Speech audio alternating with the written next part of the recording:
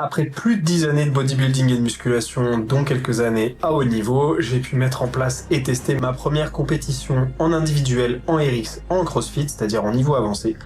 Donc j'avais déjà fait une compétition team, c'est ma première en individuel. Je vais noter tout ce qui m'a fait gagner du temps et ce qui m'a fait perdre du temps aussi. Je vais vous donner aussi mon retour d'expérience par rapport au CrossFit d'aujourd'hui, à ma première compétition et ce qu'on peut en retenir, ce qui peut être utile aussi à retenir dans ces techniques personnelles. Aujourd'hui, je vous raconte toute cette petite expérience que j'ai eue sur cette première aventure. Voilà, donc l'idée c'est qu'à la fin vous finissiez l'épisode avec des conseils bien sûr, un retour d'expérience et une petite checklist pour ceux qui souhaitent un petit peu prendre des infos et les implémenter dans leur pratique à côté. Ça peut être aussi utile à mon avis dans d'autres compétitions de sport de fitness. Je pense à tous les sports de force ou même à l'Aerox où c'est à mon avis dans les conseils que je vais donner aujourd'hui, il y aura une grande utilité.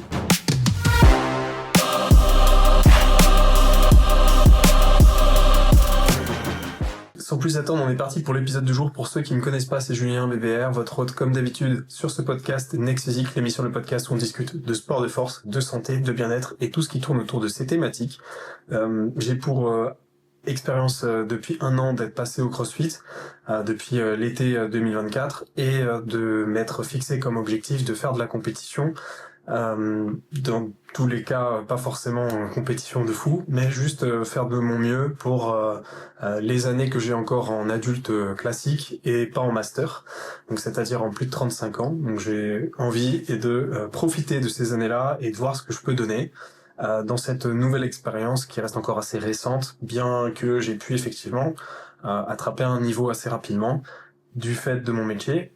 Mon métier de tous les jours, c'est de coacher, c'est d'amener les gens à avoir une bonne préparation sur leur terrain physique, leur nutrition et leur entraînement. Je suis un fanat de programmation d'entraînement et il y a aussi la masse musculaire et ce que j'ai acquis en termes de force qui m'a été utile et a eu un transfert forcément au CrossFit avec de l'application derrière. Donc sans plus attendre, on est parti pour cet épisode première compétition individuelle avec différents points que j'ai pu noter. J'ai fait ça sur le tas, j'ai pris carnet de notes et tout au fur et à mesure du week-end, j'ai pris des notes sur OK, qu'est-ce qui a fonctionné, qu'est-ce qui a pas fonctionné. Et aujourd'hui, je fais le retour avec vous. Alors pour cette première compétition, j'ai fait les Mulhouse Showdown, clin d'œil à eux, qui ont bien géré cette compète. Franchement, j'ai beaucoup apprécié l'expérience. J'avais déjà observé l'expérience pour savoir si ça allait me plaire depuis l'édition l'année dernière qu'ils avaient fait en individuel. Je crois que c'est leur première. J'étais allé la voir. Je suis allé voir aussi leur compétition en équipe. Et je me suis dit, OK, c'est celle-là que j'ai envie de faire. À ma grande surprise, elle a été plus dure que prévu. Alors, je voulais surtout pas minimiser le niveau qu'il y avait à cette compétition. Mais elle était pour moi assez abordable. Finalement, elle l'est pas tant que ça. Je pense que c'est aussi lié aux compétiteurs moyens qui étaient présents à la compétition. Ça a pu faire peur à certains d'entre eux et il y a eu pas mal de désistements d'ailleurs. Donc j'imagine qu'effectivement ça a joué, mais on peut dire que le top 5, top 6 chez les hommes en RX a un sacré niveau. Certains jouent carrément, je pense, enfin c'est sûr, j'ai vu leur historique après compétition, certains jouent en élite, donc encore un niveau au-dessus. Donc on est sur des sacrés gars, et bravo à eux qui ont fait une belle compétition, il y a une petite bagarre sympa. Et honnêtement, sur le coup, ça m'a fait peur. Quand j'ai vu un peu les noms, les gens qui y étaient, je me suis dit, mais en fait, j'ai rien à faire là. Surtout que je suis parti avec une inscription où je sais que j'ai un exo en gym que j'ai pas encore, c'est le handstand walk. Et c'était dans les prérequis. Donc je savais très bien que je partais en compète avec un prérequis que je n'avais pas. Voilà, c'était prévu, je savais qu'il y avait un WOD dessus, et c'était prévu, c'était dans les prérequis, donc à mon avis c'était logique. J'allais faire dernier. Donc c'était OK pour moi, parce que à la base je faisais cette compétition pour avoir une première expérience individuelle accessible, c'est-à-dire que j'y aille et que ça soit faisable, que je puisse tenter de m'entraîner et de faire les WOD en question. Ça a été le cas, mais c'était quand même un peu juste. Je pense que ce que les gens entendent par RX classique dans leur box, on n'est pas dans ce RX-là, on est un petit peu au-dessus.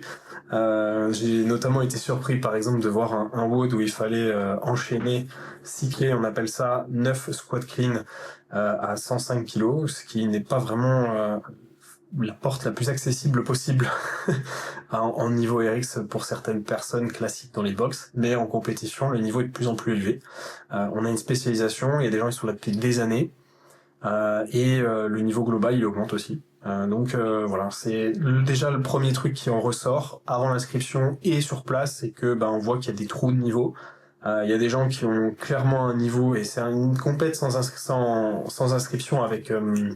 c'est avec inscription mais sans qualification. Donc ça joue aussi, c'est tout le monde peut venir. Du coup, on a des sacrées différences dans les niveaux. On a le top des RX du coup qui est très très bon et du coup une partie dont je fais partie qui sont loin derrière quand même. Il y a une sacrée différence. Néanmoins, j'ai pu me battre et il y a 2 WOD où j'ai pu finir dans cette partie des gens. Donc j'ai pu me classer 2 fois. Les plusieurs fois, je me suis fait complètement avoir et j'étais loin derrière. Je vais vous raconter ça. Donc notre premier point, et le premier truc que je peux dire, c'est ça. Le deuxième, c'est ce que j'ai constaté, c'est que mon agenda bodybuilding, il est hyper utile. En fait, ce que j'ai acquis sur mon passé en body, c'est de l'organisation. C'est beaucoup de préparation et d'organisation. C'est aussi quelque chose que j'adore au quotidien. C'est-à-dire que tout ce que je fais dans une journée, je l'ai exactement. Je me dis, ok, je fais ça à telle heure, telle heure, telle heure. Je fais la même chose en préparation de compétition. Lorsque je rentre dans mon week-end, je sais ce que je fais à telle heure, telle heure. Donc à quelle heure est le WOD, bien sûr.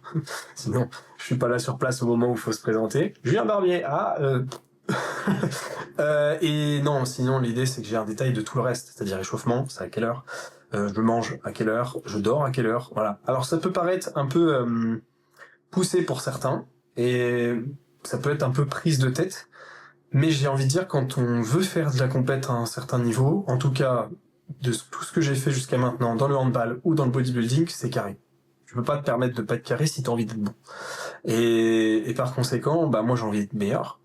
Et je sais que d'expérience, moi, ça me déleste. Ça me fait me dire, ok, je pose mon cerveau, je regarde ma liste, je sais ce que j'ai à faire à telle heure.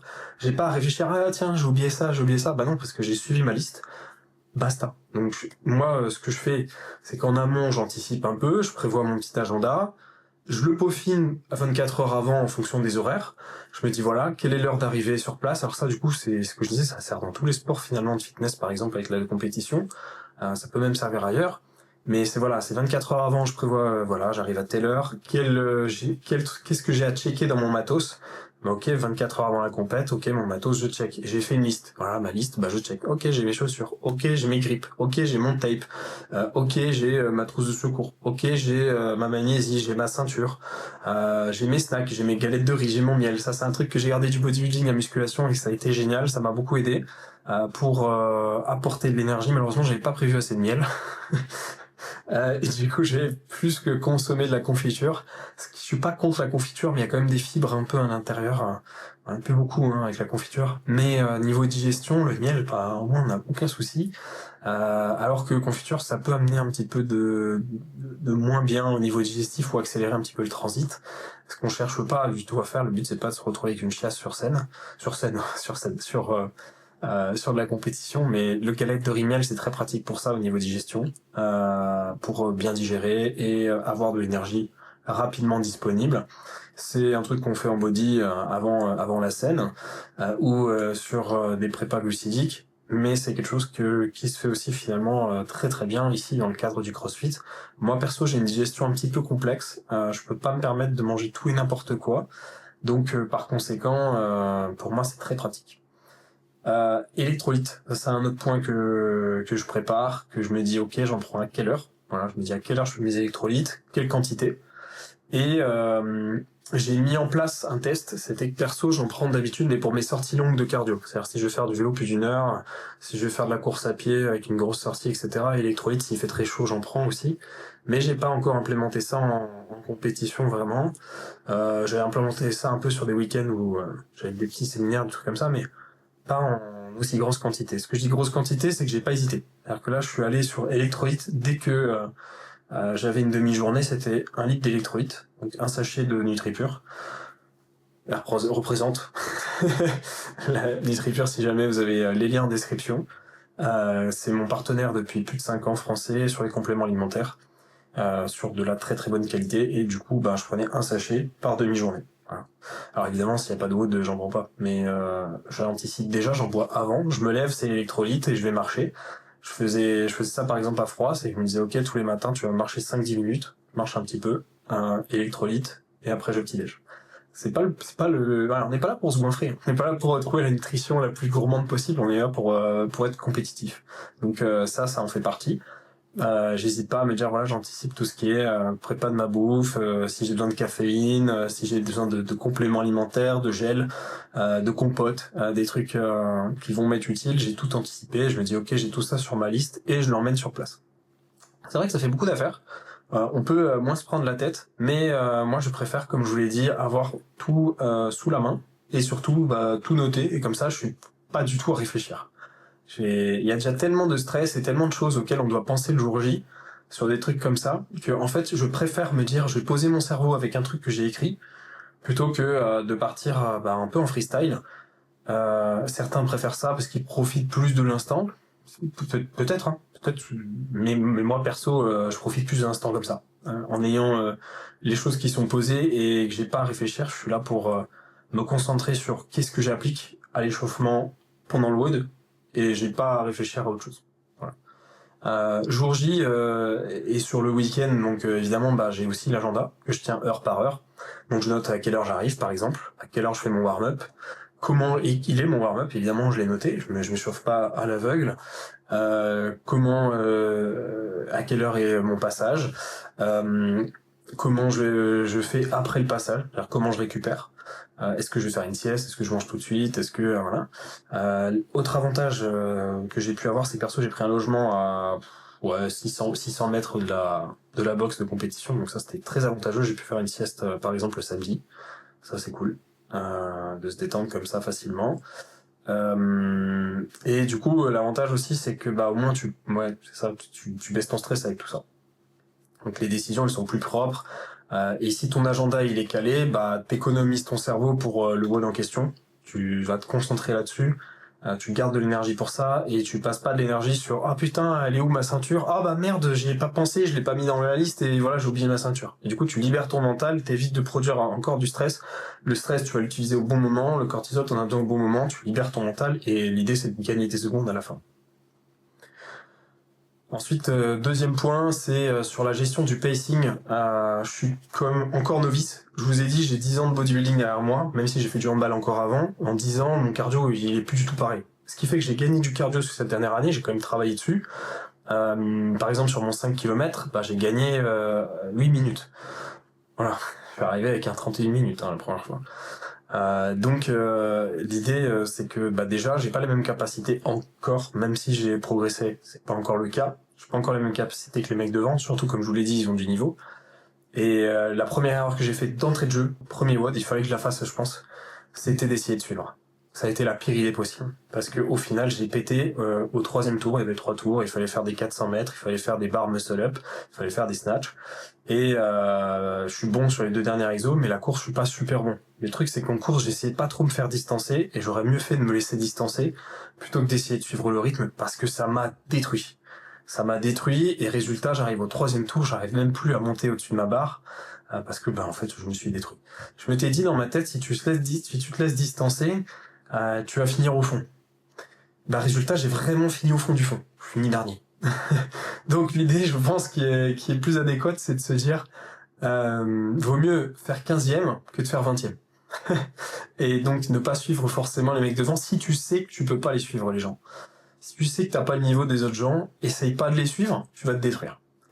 Donc voilà, suis ton couloir, suis ce que t'as prévu, mets ton rythme de départ, respire bien, mets de la marche rapide plutôt que de sprinter cash dans des transitions, et bref, sois concentré sur ce que tu fais, c'est ce que je dirais. Petite pause express pour te dire que ce podcast est réalisable grâce à mes suivis personnalisés, que ce soit en entraînement, en nutrition, à l'ancienne comme mon premier métier, ou alors les deux en suivi complet. Pour en savoir plus, si ça t'intéresse, si tu as besoin d'aide, n'hésite pas à aller regarder la description. Et sur ce, je vous souhaite une bonne écoute. Ensuite, le 3e point, c'est sur la gym. Alors du coup, je le savais, j'avais prévu que je l'aurais pas. J'ai une lacune conséquente sur le handstand walk, donc la marche sur les mains. Sans surprise, j'ai pas pu en faire, mais j'ai pas pu en faire du tout parce que tout simplement je n'avais pas l'exo d'avant. Il y en a un que j'avais complètement oublié. Alors j'ai pas spécialement oublié, c'est juste qu'il y a tellement de choses à faire sur une première année de CrossFit à faire progresser que j'ai pas vraiment fait de progression, ou j'ai pas vraiment appris à gérer un sandbag. Et quand on nous met un sac de sable de 70 kilos dans les mains, c'est très gros. En fait, c'est énorme. Hein. Donc, faire le tour avec ses mains pour l'enlacer, je l'avais pas la technique. J'arrivais pas, je le faisais tourner sur lui-même. Le truc, j'avais 21 reps à faire. J'ai dû en tenter plus de 40. Franchement, j'en tente 40, 50. Et du coup, je me détruis. Déjà, je fais dernier, évidemment. Mais surtout, je me détruis pour le reste du week-end. Parce que je me suis pété le dos à tenter 50 fois de le choper, ce foutu sac. Et j'ai dû en passer 16, pas plus. J'ai pas réussi les 20. Voilà. C'était infaisable. J'avais une ceinture encore, hein, mais heureusement. Mais j'y arrivais pas, quoi. Le truc, il tournait sur lui-même. J'avais pas l'habitude, je savais pas l'attraper correctement sans le faire tourner. Donc, il finissait toujours du mauvais côté. Donc, impossible de l'enlacer, ce gros sac. Et du coup, impossible de valider la répétition. Ensuite, sur les muscle-up, du coup, je pense que j'aurais dû un peu plus couper. Ça, c'est un autre truc que je me suis noté. En gros, comme je vous l'ai dit, j'ai suivi comme une balle les autres. Du coup, je me suis dit, bah maintenant, il faut gérer les muscle-up. Et j'aurais peut-être dû plus couper parce qu'au final, du coup, le cardio de la course m'a aussi mis dans le jus. Donc, peut-être plus couper. En tout cas, ce qui est sûr, par contre, c'est que le handstand walk, il va falloir le bosser. Et là, du coup, je me suis dit, il va me falloir peut-être un coaching dédié, donc faut que je trouve quelqu'un de spécialisé pour m'aider là-dessus, parce que franchement, entre le transfert de poids et la gestion du mouvement, ça va pas du tout. Donc, alors j'essaye, hein, les amis. Je me suis mis beaucoup de sessions cet été, deux fois par semaine de 10-15 minutes, où je me suis échauffé, j'ai fait un petit bloc avant, et ensuite je fais que ça, des tentatives. Et franchement, ça a un peu avancé, mais pas grand-chose. On peut pas dire que j'ai compris le truc. Donc, des no-reps, il y en aura. Des mouvements qu'on gère moins, c'est normal, il y en aura. C'est du temps mort, mais par contre sur les trucs qu'on gère, en fait il faut savoir le placer correctement et ne pas abuser, sinon on paye cash et on aura une addition totale qui va être très salée. Ça c'est ce que je peux noter finalement sur ce qu'on vient de citer. Ensuite, autre point, c'est en haltérophilie et en force. Mon constat, ça a été que j'ai perdu des barres bêtement. Alors je fais 5e sur ce WOD où je vous ai dit il fallait gérer 9 squat clean à 105 kg et en avant il fallait faire de l'éco-bike. Je sais plus combien de cales il fallait faire genre 50 cales, un truc comme ça. 30-50 cales d'éco-bike et ensuite dès qu'on sort de l'éco-bike, tac, faut partir sur sa barre et c'est un sprint load. Et en fait clairement j'en ai loupé plus de 5. Et j'ai loupé plus de 5 barres parce qu'en fait je pars en avant. Donc j'ai pas encore assez d'expérience sur une barre lourde de les enchaîner. Donc déjà c'est la première fois que je le faisais. Bien sûr que je squat clean, mais je cycle pas encore les 100 kilos. Sauf que là j'avais pas le choix. Et je sais que j'ai la force de le faire. Donc il fallait que je tente. Mais du coup pas encore l'habitude. Donc ce qui faisait que je perdais mes barres bêtement. Et du coup c'est dommage parce que j'en ai les capacités. Et donc là, ce que je dois retenir, et ce qui doit s'appliquer, hein, c'est travailler plus de techniques avec ces charges-là et maîtriser cette technique-là. Alors évidemment, ça demande de maîtriser les techniques aussi avant, mais là, clairement, la charge m'emportait en avant et, et je n'arrivais pas à gérer le truc. Donc si la barre elle est devant, évidemment, c'est pas possible. Je vais pas curler le clean, c'est pas une triple extension. Tout n'est pas linéaire. Mais voilà, le truc c'est que c'est raté. Donc là, à ce moment-là, tu lèves pas, quoi, c'est mort. Donc ça c'est dommage. Mais je pense que c'est quand même un truc où je suis content, c'est de me dire ok, bah ça j'ai pu le gérer. Et l'éco-bike, j'en sors très vite. J'avais testé à l'entraînement, je mettais moins d'une minute 30 pour en sortir à 80% d'effort. Donc je savais que j'avais une carte à jouer là-dessus. Ensuite, point suivant, donc c'est sur le sandbag, j'en ai parlé du coup avant. Mais on va essayer de maîtriser sa technique avant son ego parce qu'un sac de 70 kilos pour moi ça fait pas peur, c'est pas grand chose. En réalité tu sais pas le gérer et ça fait peur. Le point suivant c'est sur les transitions où le comportement sur le terrain, je pense que c'est important et je pense que l'expérience passée sportive m'a aidé aussi là-dessus, c'est de me dire ok, tu marches entre les zones, tu réfléchis. T'es dans ta bulle, tu regardes pas forcément autour de toi, même s'il y a des gens que tu connais dans le public, je sais que des fois c'est tentant, mais moi perso je préfère rester dans mon truc. Bien sûr les encouragements ça aide, mais c'est pas un manque de politesse si je souris pas, etc. C'est juste que je suis en train de réfléchir à ce que je suis en train de faire et je pense que c'est ce qui m'aide et ce qui me fait fonctionner. Mais les petits checks aussi, c'est de me dire ok je vais rentrer, tiens mes grips c'est ok, mes chaussures c'est bon, ma ceinture c'est bon, ça aussi ça aide beaucoup. Et parler au juge ça m'a aussi pas mal aidé pour juste me dire ok qu'est-ce qui est attendu et qu'est-ce que je peux lui demander, par exemple, en fonction du WOD pour que ça soit plus clair entre nous et que ça se passe bien. Point suivant, c'est sur le fuel et l'hydratation. Là, je vous ai dit, du coup, les galettes de riz miel, je trouvais ça super utile, à nouveau, dans ce contexte. L'hydratation, j'hésitais pas à apporter plus de 500-700 ml entre les WOD. Ça fait boire beaucoup dans la journée, mais croyez-moi, j'ai pas été pissé tant que ça. Donc c'est que c'était nécessaire. Et du coup, je me disais, ouais, un sachet d'électrolytes, ça peut suffire. Mais en fait, je transpire beaucoup. Savoir que moi, en warm-up, j'y vais, je monte sur un vélo, je pédale un peu à vélo, ça y est, je transpire. Donc en fait, avec tout ça, plus le warm-up où tu t'envoies un peu, plus le WOD où tu t'envoies un peu, plus que ce que tu transpires après le WOD, en fait, je perds énormément en hydratation. Donc je pense que là, c'est indéniable, faut pas hésiter à mettre des électrolytes en quantité et d'amener ses propres électrolytes, parce qu'en général, sur place, c'est pas forcément le top du top. Pour ne citer aucune marque, bien sûr. Ensuite, en caféine, personnellement, j'ai fait le choix, comparé à mon quotidien, de ne pas en apporter. Déjà parce que je voulais pas faire monter mon cœur. Je sais que je suis déjà pas super fort en termes de cardio, mais je voulais pas non plus monter mon cœur plus que nécessaire. Évidemment, la caféine, quand vous en prenez, ça fait monter vos battements, ça fait monter votre cœur. Et mon idée, c'était de limiter ça, parce que déjà avec le stress et tout, il monte déjà facilement. Et moi, je voulais éviter cette interférence-là et plutôt l'appliquer que pour le fameux WOD avec les squats clean lourds et le reste du temps, pas de caféine. On est déjà haut en stress, donc franchement, ça suffit largement, on peut s'en passer. Et en fin de journée, on est content de pas avoir de caféine dans le sang pour s'endormir rapidement. Même si on est KO, des fois on s'endort pas parce qu'on a pris de la caf toute la journée sur les compètes et du coup on s'endort pas et là ça fout le seum. Le point suivant, c'est sur le mindset, où j'ai pu noter que j'avais noté sur papier soit un chien. C'est un truc qui me fait rire.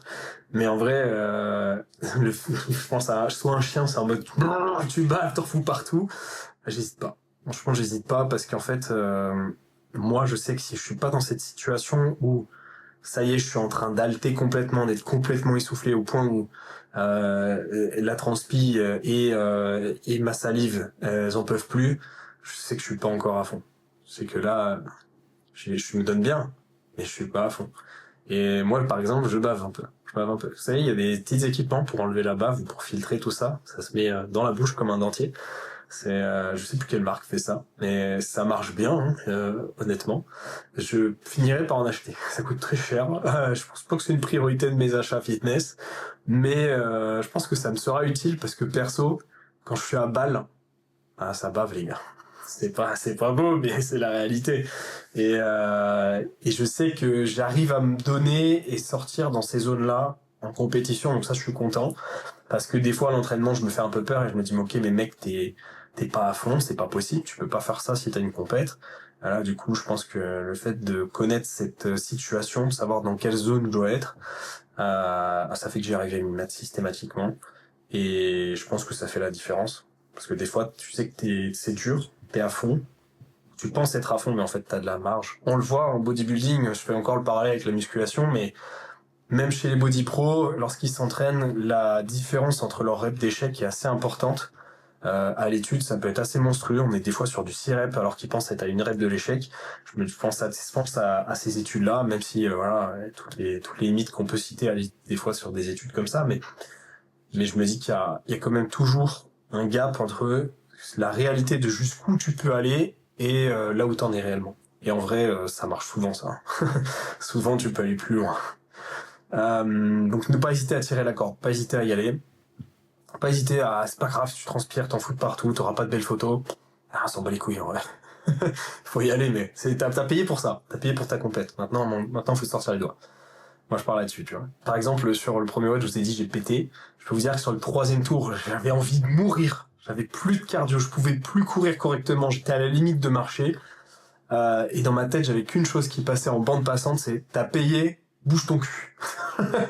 J'avais ça qui tournait dans ma tête. Donc je dirais, mettez une exécution propre, validez vos transitions sans paniquer. C'est en retard, c'est en avance, c'est pas grave, on s'en fiche. On y va, on souffle bien. Et si on peut, à la fin, on met la marche supérieure, on met une vitesse de plus.